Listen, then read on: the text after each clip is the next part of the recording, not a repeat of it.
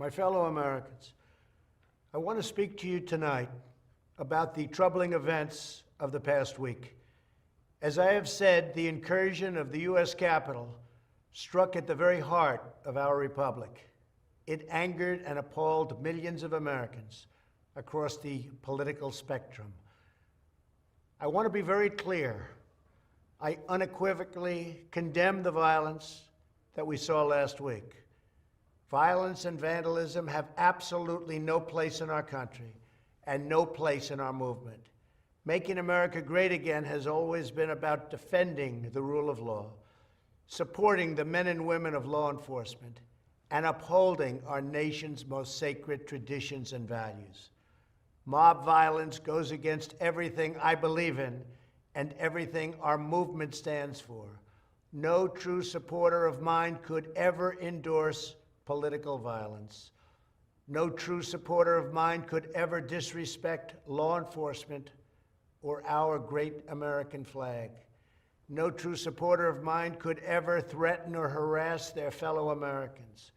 If you do any of these things, you are not supporting our movement, you are attacking it, and you are attacking our country. We cannot tolerate it. Tragically, over the course of the past year, made so difficult because of COVID-19, we have seen political violence spiral out of control. We have seen too many riots, too many mobs, too many acts of intimidation and destruction. It must stop. Whether you are on the right or on the left, a Democrat or a Republican, there is never a justification for violence. No excuses, no exceptions. America is a nation of laws. Those who engaged in the attacks last week will be brought to justice. Now I am asking everyone who has ever believed in our agenda to be thinking of ways to ease tensions, calm tempers, and help to promote peace in our country. There has been reporting that additional demonstrations are being planned in the coming days, both here in Washington and across the country. I have been briefed by the U.S. Secret Service on the potential threats. Every American deserves to have their voice heard in a respectful and peaceful way. That is your First Amendment right.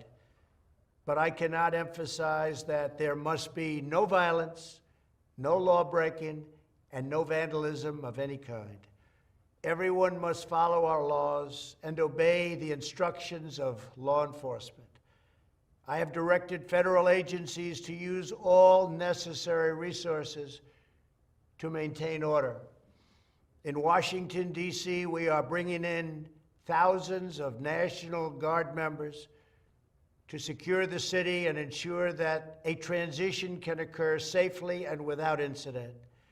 Like all of you, I was shocked and deeply saddened by the calamity at the Capitol last week. I want to thank the hundreds of millions of incredible American citizens who have responded to this moment with calm, moderation, and grace.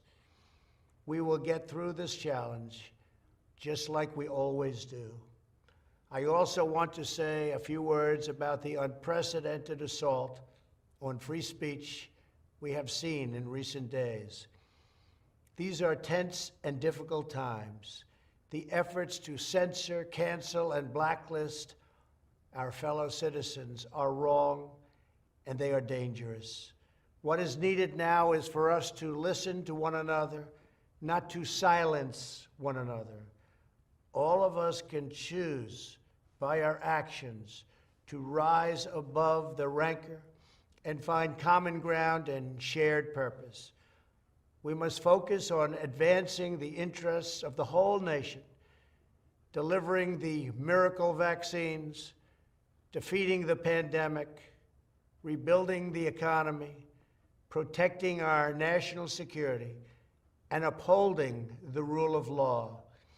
Today, I am calling on all Americans to overcome the passions of the moment and join together as one American people. let us choose to move forward united for the good of our families, our communities, and our country. Thank you, God bless you, and God bless America.